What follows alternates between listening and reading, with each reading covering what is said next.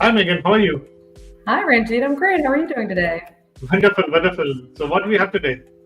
Yes, well, let's see. We have a whole round of questions and a featured question that we'll start off with, which Absolutely. great. So this featured question is regarding patents and the EB1A application. So what to do if your patent is pending? Absolutely. There was a recent policy manual which spoke about the fact that even if your patent is pending, you could use that and indicating that it is in the patent, and there are some documentation that you should give. Kind of. But let's talk about first if you have a granted patents, we would need a documentation of patents.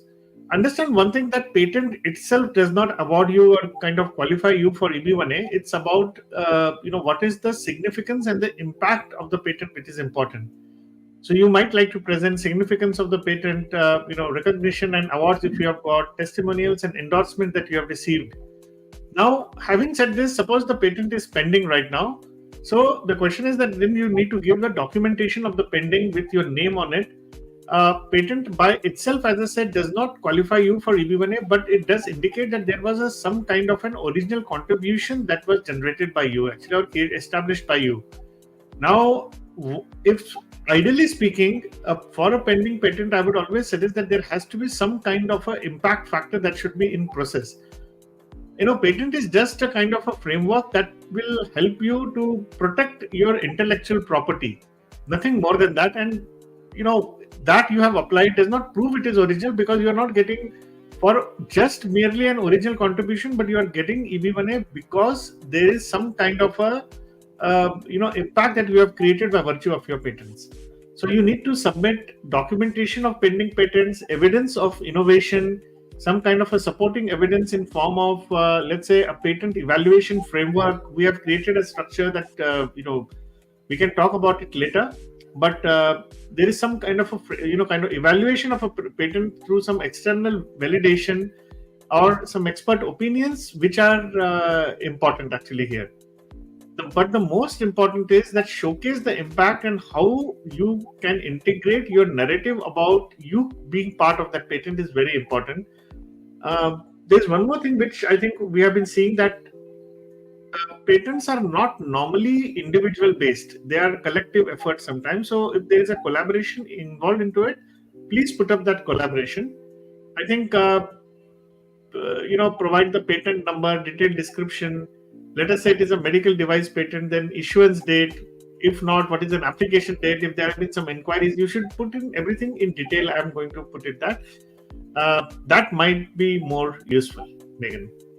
I hope that helps. Yeah, it does. Thank you so much. I appreciate it. Absolutely. And before we move to the next questions, we have here with us Venkat, and we'll be inviting Venkat on the stage right now, and let's see what he has to say. Hi, Venkat. How are you? Venkat, are you here? Yeah, hi Ranjeet. How are you? Hi, how are you? Yeah, I'm here. Yeah, welcome to the show. Yeah, how can we help you, Venkat, today?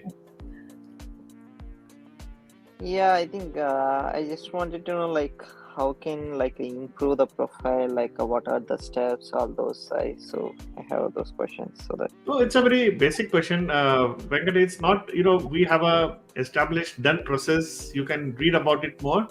Is first, for any EB1A application, the key part is that defining your expertise, which is the core important part. Now, there is a certain kind of we have a patented kind of a process, incidentally, which has been awarded by USPTO to us on how to identify an expertise for yourself for EB1A purposes.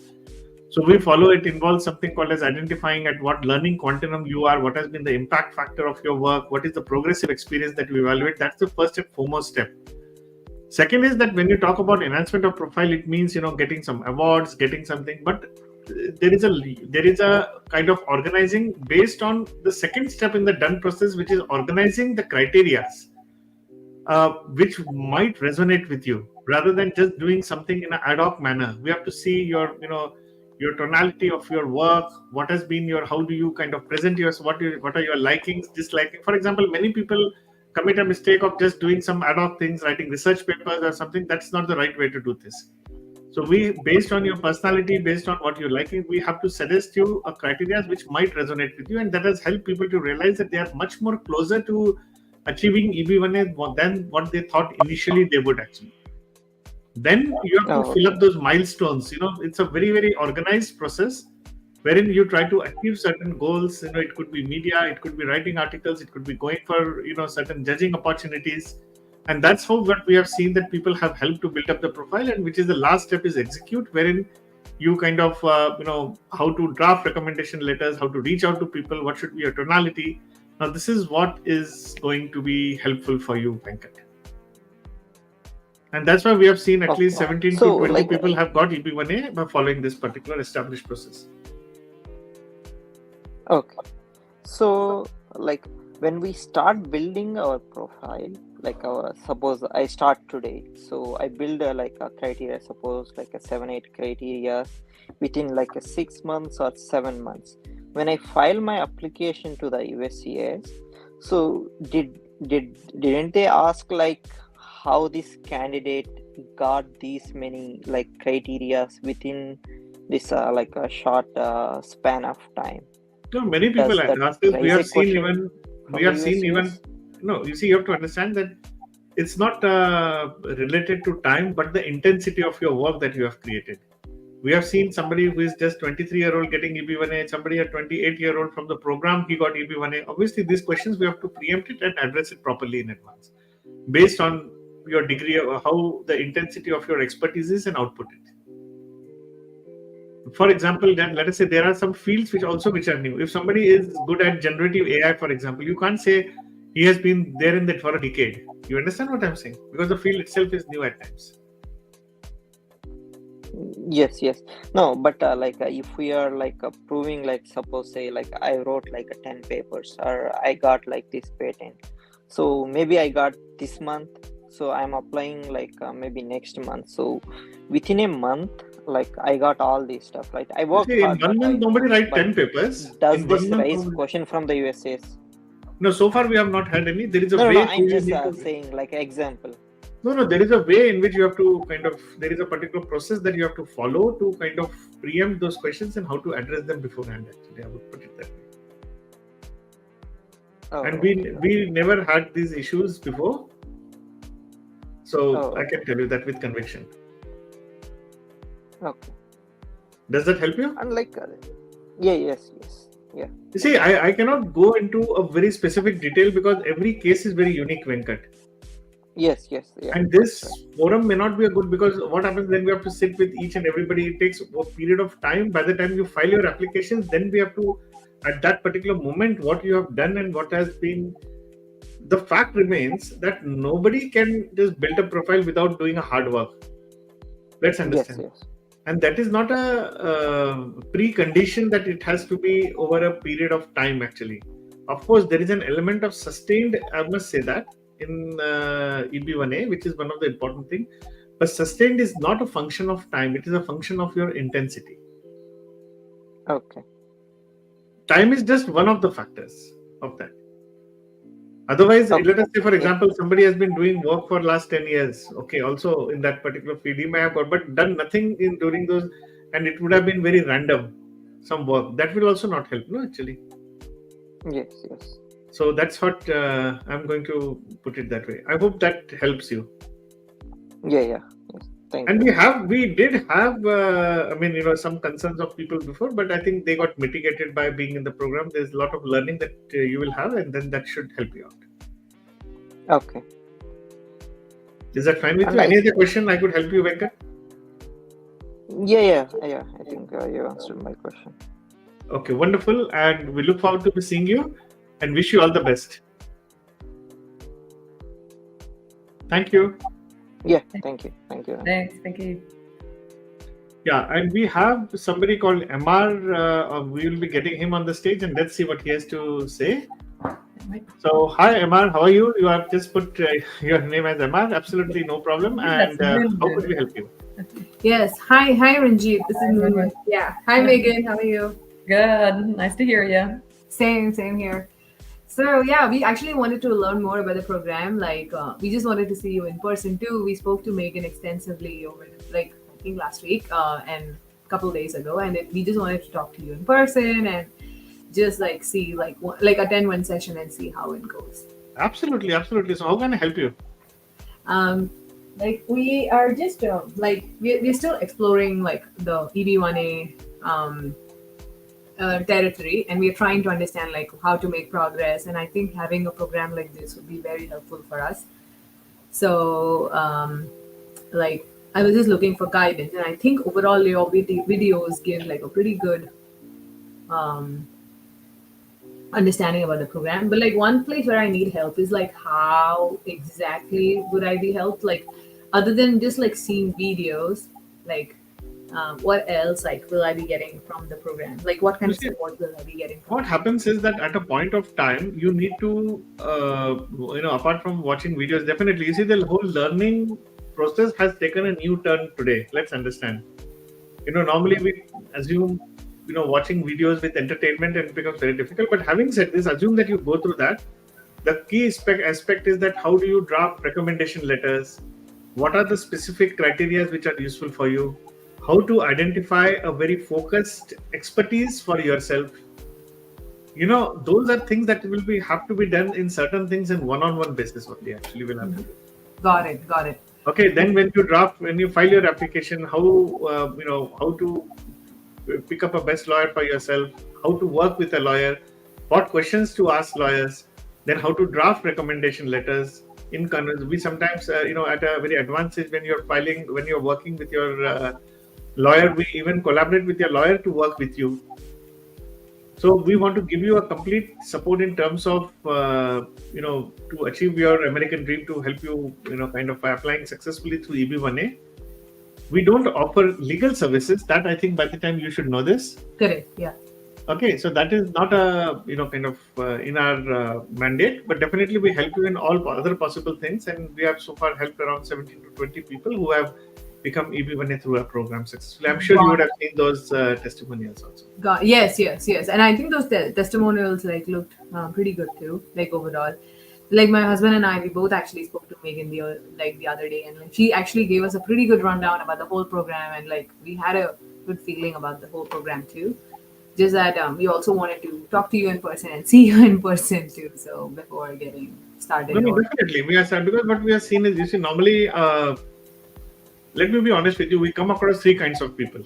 Okay, now there is a first kind of people who just kind of crib. Let's put it that way.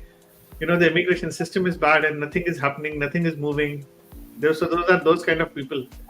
The second category who just feel that there should be some kind of a, they get all information and don't do anything. And third category, they no matter what, because it's not about you trying to take a right decision. It's about you taking a decision and then making it right by virtue of your action. It's a more of a confrontative approach with the situation. And what we have seen, that people who are more bent towards being decisive and taking actions are far more successful. And this is a common trait what we have seen amongst all the people who have been successful as EB1A achievers. I have studied over 1,000 cases for EB1A. I have been coaching and mentoring over 50,000 people all my life. And I have seen what has been traits of a successful professional, and how to kind of, in this particular case, how to manifest your success and your work for the success for getting your EB1A green card. Got it. Okay, yeah. I'll continue to work on it, and I'll be in touch. Yeah, I'll talk to you maybe this evening. So wish you all the best. Yeah, thank you. Thanks, Ranjeet. Good to talk to you. Good to see you. Bye-bye. So we had two of our guests. So let's take a last question for the day, Megan. Okay, wonderful. All right, so our last question is from an anonymous member. It says, I was told that it isn't necessary to have a lawyer file my EB1A case. Is that true? Are there any benefits to self-filing? You see, self-filing does not mean you don't have a lawyer. Self-filing means you don't need a petitioner to file it. For example, it's not a sponsored green card. For example, all the green cards in the USA, barring select few, and in employment base, there will be two. One is a national interest waiver and EB1A green card. You don't need a sponsor for that. So you can do it. You can do it yourself, in a sense that you can ask a lawyer to represent you to be a self-petitioner. That's how it implies, actually. Suppose if you go through an employer, then the employer becomes your petitioner. It's like this. But having said this, if your question is pertaining to the fact that should I do it myself without a lawyer, well, let me put it this way, that there are three dimensions for success for your EB1A green card. The first dimension I'm going to say is like degree of your expertise. So you should really be an expert, and you should know how to present that expertise for the purpose of your EB1A green card. Now, if you think you can do this yourself, that's wonderful. The second dimension is understanding immigration jurisprudence. What USCIS is looking for, what are the pros, what are the benefits, why I should be chosen, how I can benefit to the USA. So that's the second dimension that is happening. If you are going to do it yourself, your intensity in doing that needs to be pretty high. So for any application for EB1A, your expertise should be, let us say, 8 or 9 out of 10. For the purpose of if you are doing it at least yourself, then it should be 10 out of 10. Even if you are doing with a lawyer, I think it is always good to have 7 or 8 actually. And the third is how to present yourself, how to draft recommendation letters, how to draft, all other, kind of expert opinions, how to present your case. So, those kind of things, definitely it should be 9 out of 10. Now, you either have to identify a sweet spot between these 3 dimensions. So, for example, if you have a Nobel Prize, then you are 10. Then your understanding of jurisprudence and presenting yourself can be very simple. You can just write on a plain piece of paper and say that, look, this is what I am. So it could be 1 or 2. So say your coordinates for, if you're a highest level of expertise you have is 10 to 2. But then if you are not, even if you are working with a lawyer, we always suggest that it should be at least 8 or 9 in terms of your expertise, or 8 or 9 in terms of your degree of immigration jurisprudence and how you present yourself. So it will be like 8, 8, 8. That is a sweet spot for you.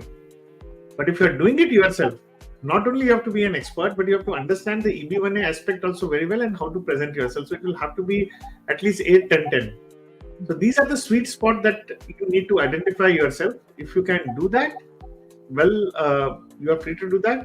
But what we have seen that almost 99% rather of our people in the program, I have very good lawyers because they do a very good job in assembling papers, taking printouts, sending it to them, creating a legal arguments.